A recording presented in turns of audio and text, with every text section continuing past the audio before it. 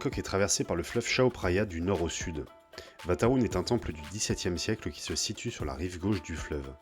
Je vous conseille vivement d'y aller au coucher du soleil car à ce moment-là, le temple s'illumine et donne l'impression d'être doré. C'est l'un des meilleurs spots photos en ville. Construit en 1782, le Grand Palais a servi de résidence officielle au roi de Siam. Le palais abrite le très célèbre Bouddha d'émeraude, l'un des objets les plus vénérés de Thaïlande. D'ailleurs, Bangkok est le nom donné par les Occidentaux, mais en thaïlandais, la ville est nommée de plusieurs manières dont la cité au Bouddha d'émeraude. Prévoyez au moins une demi-journée pour explorer le site, qui est très vaste et riche en détails. Ce palais a été construit au XVIe siècle, bien avant la fondation de Bangkok. Il abrite un Bouddha couché de 15 mètres de haut et 46 mètres de long. Wat Pho est considéré comme étant le berceau de la médecine traditionnelle thaï. Le temple est aussi réputé pour son école de massage thaïlandais, où il est possible de recevoir un massage traditionnel dans un cadre historique.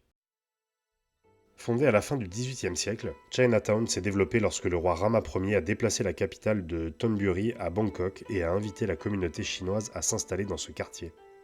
Aujourd'hui, c'est un mélange vibrant de culture chinoise et thaïlandaise, où l'on trouve des temples et des échoppes, des restaurants et des marchés traditionnels.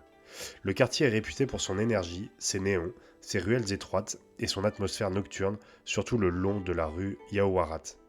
Ne manquez pas les étals de street food proposant les spécialités comme les nouilles sautées, les soupes, les fruits de mer ou encore les desserts chinois. Bangkok est une ville vibrante qui mélange temples majestueux, marchés bouillonnants, mais aussi vie nocturne unique. La Khao San Road est une rue mythique connue pour être la rue des backpackers, les voyageurs à sac à dos. Elle est aussi connue pour ses bars, sa musique, sa street food, son ambiance festive jusqu'au bout de la nuit. Plusieurs rooftops s'y trouvent comme le Sky Bar au Lebua State Tower, qui est d'ailleurs la vue de Very Bad Trip 2, le bar Octave et le Vertigo.